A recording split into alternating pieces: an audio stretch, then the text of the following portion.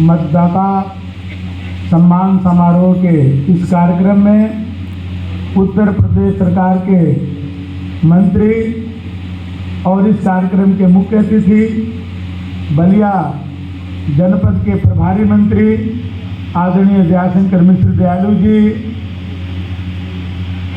मेरे साथ उत्तर प्रदेश सरकार में मंत्री और जनपद बलिया का ही रहने वाले आदरणीय दानिश आजाद अंसारी जी,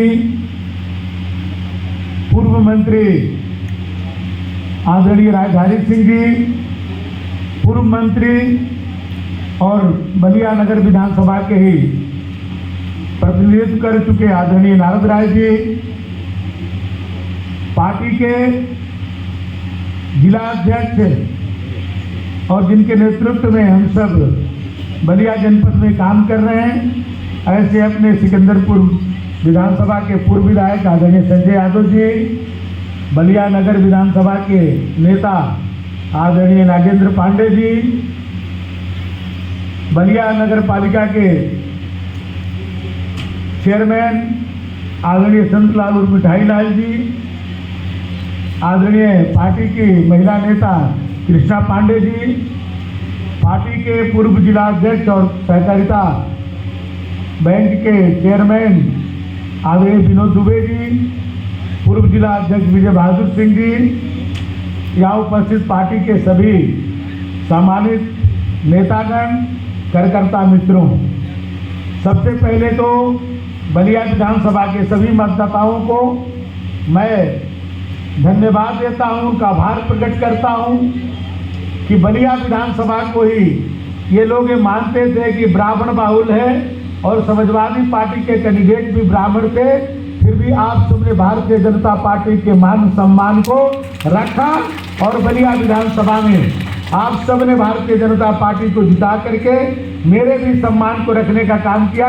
इसके लिए सभी मतदाताओं कार्यकर्ताओं को मैं हृदय से धन्यवाद देता हूं। मित्रों, मैं आप सबको बताना चाहता हूं कि भारतीय जनता पार्टी तीसरी बार उतनी सीटें पाई है जितने तीनों वर्ष मिला करके भी 14, 19 और 24 तीनों चुनावों को मिला करके भी कांग्रेस उतनी सीट नहीं पाई है और न ही विपक्ष उतना सीट पाया है। लेकिन ऐसा माहौल बनाया जा रहा है कि वो चुनाव जीत गए। देखिए, कभी कभी क्या होता है कि हम लोग तो गांव के आदमी हैं, कभी कभी कौवे और पशु पक्षी आम के पेड़ से आम ले जाकर के बबूर पर भी गिरा देते हैं और लोग वहां से आम खाते हैं तो लगता है कि उनको माने बबूर के पास ही आम मिलता है। इस बार एक भ्रम की स्थिति लोगों ने पैदा किया जिसको हम लोग समझ नहीं पाए। आज जो लोग जीत का जश्न कहते हैं कि हम जीत का जश्न मना रहे हैं, ये चुनाव लड़ने के लिए तैयार नहीं थे। समाजवादी पार्टी और कांग्रेस पार्टी के दर्जनों उम्मीदवार को मैं जानता हूं व्यक्तिगत तौर पर कि जिन्होंने चुनाव लड़ने से इनकार कर दिया, कई बार प्रत्याशी बदलना पड़ा उन्होंने। कितने ऐसे लोकसभा क्षेत्र है, आप पूरे एनालिसिस करेंगे उत्तर प्रदेश में तो कई जगह वो चुनाव ही नहीं लड़ना चाहते थे, कई जगह उनको प्रत्याशी बदलना पड़ा और कहीं में उनका प्रचार था, नहीं वो कहीं प्रचार कर पा रहे थे, चाहे उनके प्रत्याशियों चाहे उनके नेता हों। लेकिन उन्होंने एक भ्रम फैलाया कि जब मोदी जी ने कहा 400 के पार, तो जब 400 के पार उन्होंने कहा तो लोग कहे भाई 272 पर ही सरकार बनने वाली है, ये 400 सीट क्यों मांग रहे हैं? ये संविधान बदलने के लिए मांग रहे हैं, ये आरक्षण खत्म करने के लिए मांग रहे हैं। और आप देखें, बलिया में भी आप देखे होंगे, ये कहीं ये लोग प्रचार नहीं करते थे, ये उसी मोहल्ले में उसी गांव में जाकर के वहां पर प्रचार करते थे, संविधान की कॉपी दिखाते थे, ये संविधान बदल देंगे, ये आरक्षण बदल देंगे।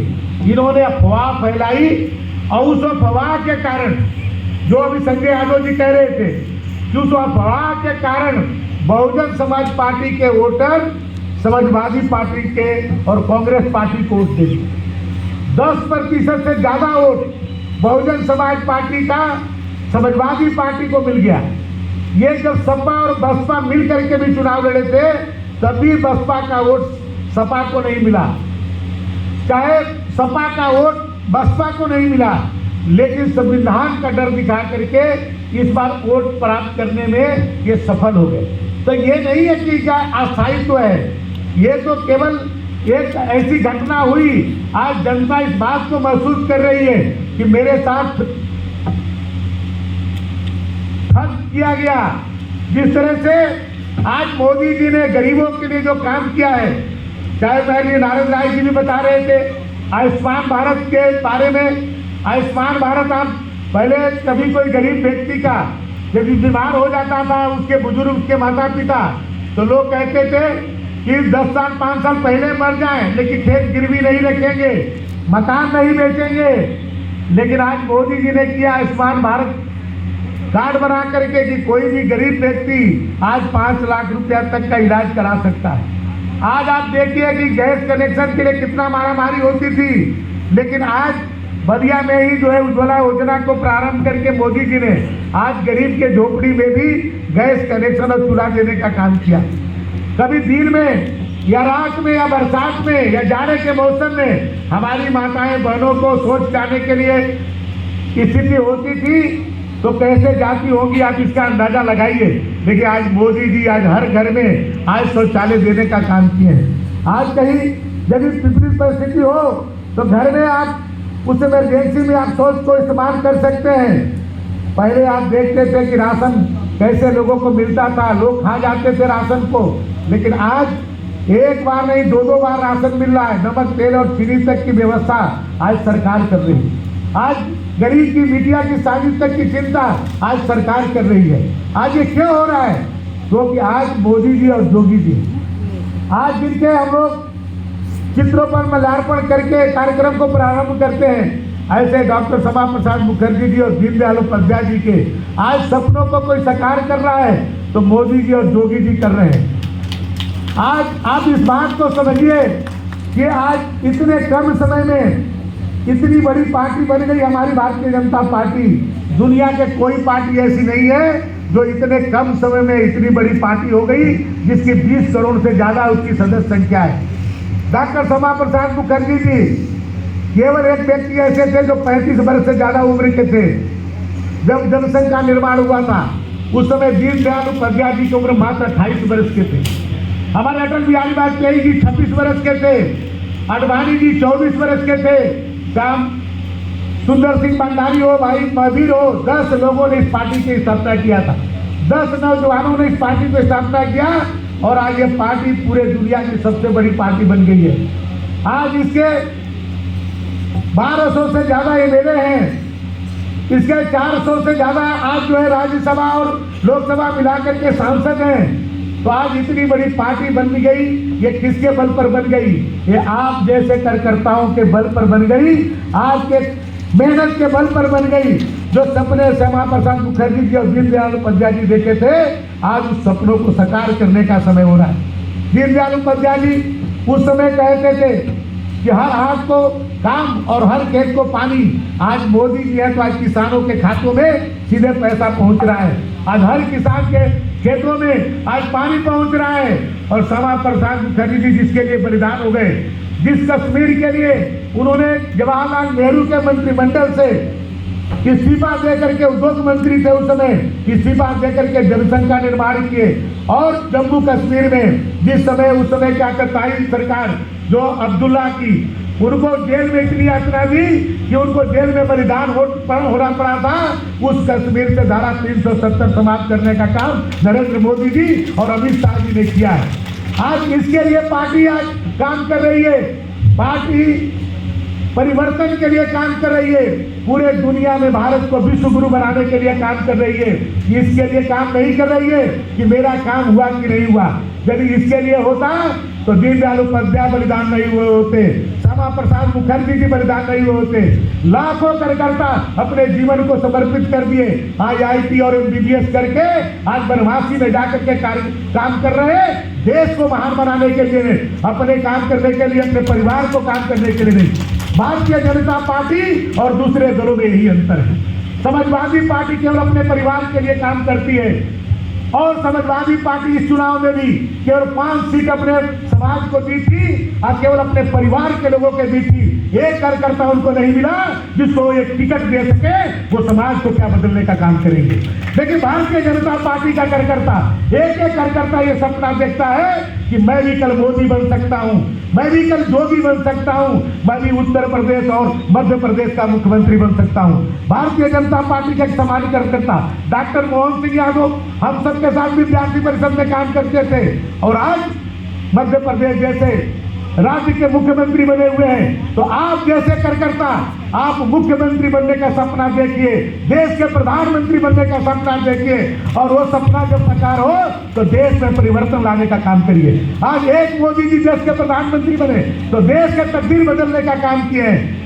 पहले आप अपने ही देश के प्रधानमंत्री मनमोहन सिंह जी जब जाते थे दुनिया के किसी देश में तो इतना छोटा सा खत्ता था, कोई जानता भी नहीं था कि भारत का प्रधानमंत्री भी आया हो।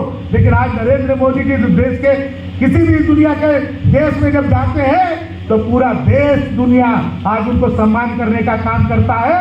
और अखबार हो चाहे इलेक्ट्रॉनिक मीडिया सबसे ज्यादा किसी को सम्मान करता है तो हम सबके लोकप्रिय नेता नरेंद्र मोदी का करता है। अमेरिका जैसे देश के राष्ट्रपति भी नरेंद्र मोदी जी से समर्थन मांगने का काम करता है। ऑस्ट्रेलिया का राष्ट्रपति उनको घोषणा करके संबोधित करता है, अफ्रीका का राष्ट्रपति पैर छू करके सम्मानित करता है। ये भारतीय जनता पार्टी के कार्यकर्ताओं के लिए गौरव की बात है। आज जोगी जी उत्तर प्रदेश के मुख्यमंत्री बने हैं तो अपराध को किस तरह से मुक्त किए हैं। इस तरह के सपने आप देखिए कि जब आप जोगी जी और मोदी जी बन जाए तो एक बड़ा परिवर्तन देश के लिए करिए। छोटे छोटे काम तो सभी लोग सोचते हैं, आप बड़े सपने देखिए, छोटे सपने के फेर में मत पड़िए। ये उन्हीं लोगों को करने दीजिए जो लोगों ने केवल अपने परिवार के लिए जीते हो। आप देश और समाज के लिए जीने का काम करिए। और भारतीय जनता पार्टी के एक कार्यकर्ता वो लोग केवल चुनाव में काम करते हैं, लेकिन आप लोग सदैव काम करते हैं। एक दिन भी ऐसा नहीं होगा कि हमारे भारतीय जनता पार्टी का कार्यकर्ता कभी खाली रहा हो, चाहे वो चुनाव हो चाहे न हो, चाहे सत्ता में हो चाहे विपक्ष में हो, हर समय काम करता रहता है क्योंकि देश को परिवर्तन करना चाहता है। वो चाहता है कि देश में हर व्यक्ति को मान सम्मान और स्वाभिमान मिलो। केवल अपने लिए स्वाभिमान के लिए नहीं जीता है, अपने सभी देशवासी मान सम्मान के साथ जिए, इसके लिए हम सब काम करते हैं। आज मंगल पांडे जी की जयंती है। मंगल पांडे जी जब अपने लिए जीते तो आज मंगल पांडे को पूरे दुनिया उनके सामने नतमस्तक नहीं होती। आज चित्तू पांडे जी 1942 में ही बलिया को जिता करके जो गौरव हासिल किए, आज हर बलियावासी उस पर अपने आप को सम्मानित महसूस करता है। तो आप मंगल पांडे बनिए, आप चित्तू पांडे बनिए, आप चंद्रशेखर जी और जयप्रकाश नारायण बनिए।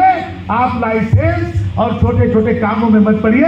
आप देश कैसे आगे बढ़े, जिला कैसे आगे बढ़े, आने वाले दिनों में बलिया का विकास कैसे हो, बलिया के एक एक आदमी कैसे मान सम्मान और स्वाभिमान के साथ जिए, इसके लिए काम करें। और आप मुझे पूर्ण विश्वास है कि आप इसमें सफल होंगे। आने वाले 27 में फिर से आप भारतीय जनता पार्टी को पूर्ण बहुमत के साथ जिताने का काम करेंगे। इसी आशा और विश्वास के साथ बहुत बहुत धन्यवाद। आपको बहुत बहुत आभार, बहुत बहुत धन्यवाद।